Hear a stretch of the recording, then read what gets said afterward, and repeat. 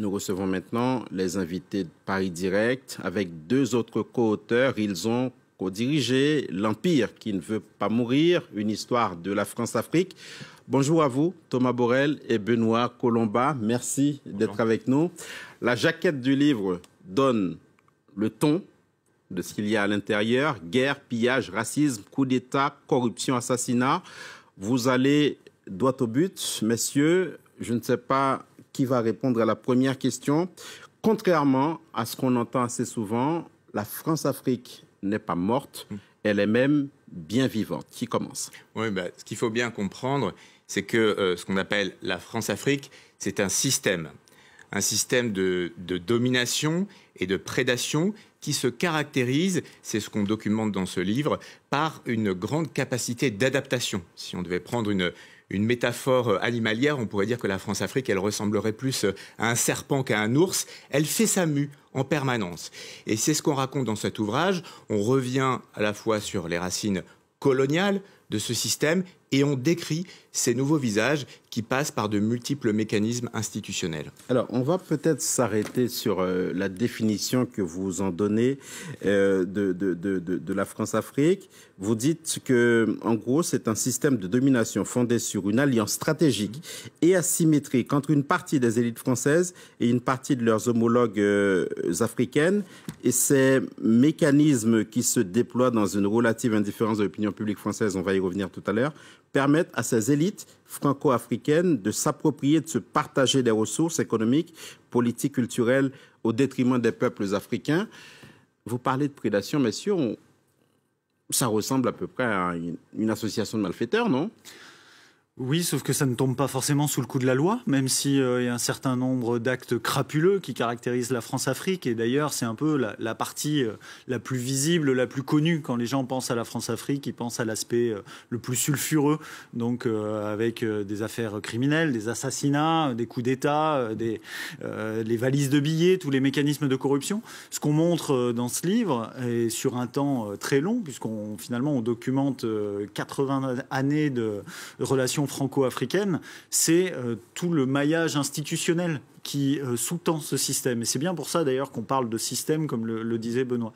Donc, effectivement, il y a un mécanisme, un système de prédation, mais qui repose en bonne partie sur des fondations légales. Et c'est une grosse partie du problème. Et donc, vous passez au crible ces rapports entre la France et le continent. Il y a un passage, Benoît Colomba, qui m'a interpellé sur la transition entre un impérialisme formel, un impérialisme informel. Vous dites en somme que ce qu'on a appelé les indépendances ne participait au fond que d'une grande illusion, que d'un tour de passe-passe. Expliquez-nous. Oui, c'est ce que je disais tout à l'heure, la grande capacité d'adaptation de ce système au moment des indépendances au début des années 60. Le pouvoir gaulliste a choisi sciemment d'organiser ces indépendances formelles, mais tout en poursuivant ce système avec ce qu'on appelait le néocolonialisme. Donc la France-Afrique a continué à travers des dispositifs comme l'aide au développement, la coopération. Mais en fait, les deux allaient de pair. Il y a une phrase d'ailleurs de Michel Debré, l'ancien Premier ministre français, qui, un responsable gabonais, a dit à l'époque, l'indépendance, elle va de pair avec la coopération. Donc ça a été vraiment quelque chose de tout à fait fondamental et qui se poursuit encore aujourd'hui. C'est un peu le paradoxe, c'est-à-dire il y a l'aspect crapuleux, le plus évidemment contestable, le côté mercenariat, coup d'État, le côté le plus spectaculaire, qui aujourd'hui commence à être connu, notamment grâce à l'action d'associations comme Survie. Mais il y a toute une face émergée de l'iceberg qu'on voit, mais qu'on ne regarde pas forcément et donc qu'on ne remet pas en cause. Et c'est ça ce qu'on explique aussi dans le livre. Aujourd'hui, la France ne veut plus parler officiellement même d'aide publique au développement. Rémi Rioux, le patron de l'AFD, était sur ce plateau à votre place hier, le disait. On ne parle quasi plus de coopération, mais d'investissement solidaire. Vous allez me dire ce que vous en pensez. Aujourd'hui, la France officiellement, messieurs, parle de reconquête, mais pas dans les mêmes termes. On parle de rupture, de renouvellement, de partenariat. Est-ce que, Thomas Borel, c'est crédible? Ou encore, est-ce que le tour de passe-passe continue? pour nous, et c'est ce qu'on essaie de montrer dans cet ouvrage avec la profondeur historique, c'est que effectivement le tour de passe-passe continue puisqu'on est sur une nouvelle mue, une adaptation. On est sur des réformes qui sont annoncées. On nous parle de rupture. Avant Emmanuel Macron, Nicolas Sarkozy l'avait fait, François Hollande l'avait fait. À chaque fois, il y a cette rupture. Maintenant, on a le patron de l'AfD qui dit non, ce n'est plus de la coopération, c'est de l'investissement solidaire, pour décrire des mécanismes d'influence, de soft power, mais qui sont finalement directement liés et qui sont un héritage de cette période coloniale. Et Benoît disait le pouvoir gaulliste, mais ce qu'on montre aussi dans ce livre, c'est qu'avant même le retour du général de Gaulle, les dirigeants politiques envisageaient cette politique-là, cherchaient à comment maintenir l'influence sur l'empire de manière informelle, pour passer de cet empire formel à cet empire informel. Aujourd'hui, on a des dirigeants politiques ou à l'Agence française de développement qui nous disent on va faire de l'investissement solidaire, on fait de l'influence, mais finalement derrière c'est cette idée de maintenir une forme d'ingérence politique et économique, maintenir des marchés pour les entreprises françaises. On nous dit qu'elles perdent des parts de marché, mais le gâteau grossit. Donc en fait, le chiffre d'affaires des entreprises françaises en Afrique grossit.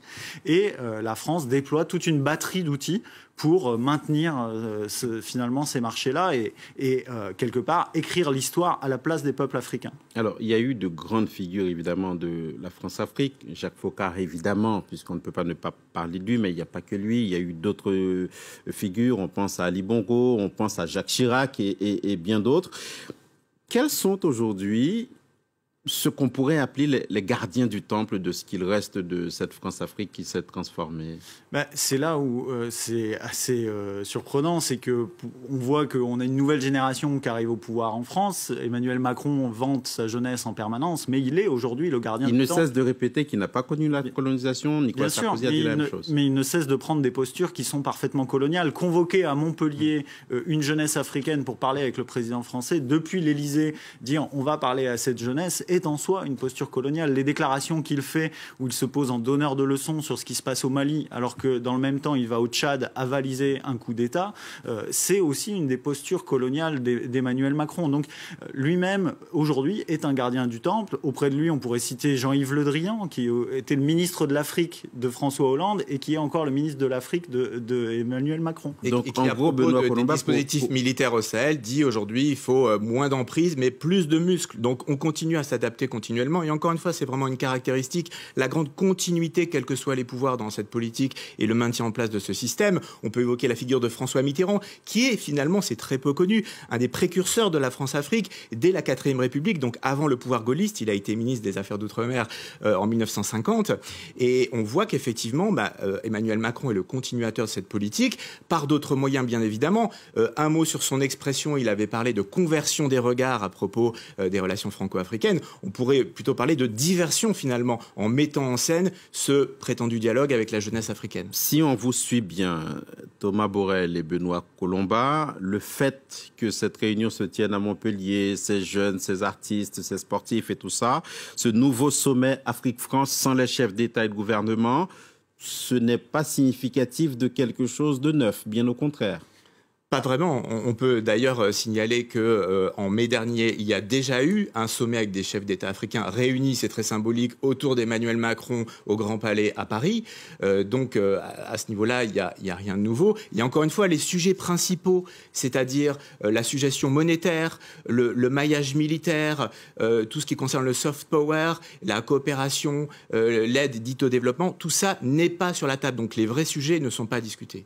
Justement, pour évoquer les vrais sujet, Thomas Borrell. Dans son rapport, Achille Mbembe, qui est le grand architecte de ce nouveau sommet, préconise une refondation des rapports entre la France et le continent. Mettons qu'on joue le jeu de cette refondation. De votre point de vue, qu'est-ce qu'on serait en droit d'en attendre ?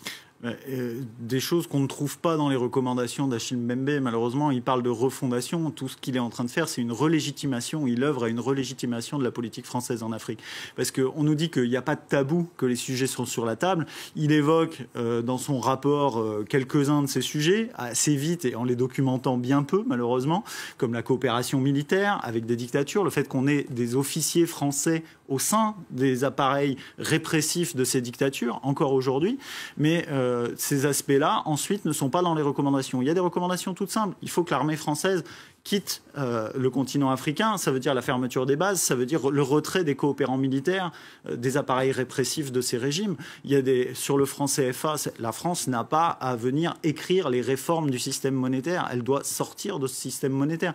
Et tout ça, ça n'est pas dans les recommandations d'Achille Mbembe et ça ne sera pas dans ce qui ressortira de ce sommet. C'est-à-dire qu'on nous dit que tous les sujets sont sur la table pour, au final, avoir quelques petites réformes qui vont œuvrer à cette relégitimation. On a un écran de fumée assez efficace, il faut le dire, et c'est assez décevant qu'Achille Mbembe se prête à ce jeu-là. Benoît Colombin. Non, peut-être simplement ajouter que, puisque ça fait partie des propositions qui s'avançaient, ce n'est pas en organisant, mettant en place un fonds qui sera censé aider la société civile africaine. C'est pas le problème finalement.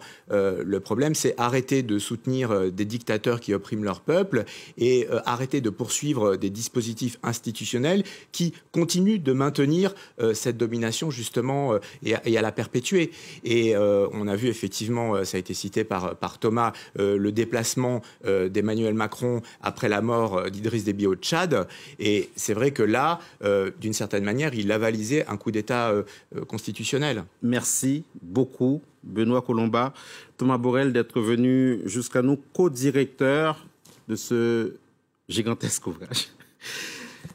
L'Empire qui ne veut pas mourir, une histoire de la France-Afrique, c'était nos invités de ce vendredi. Merci.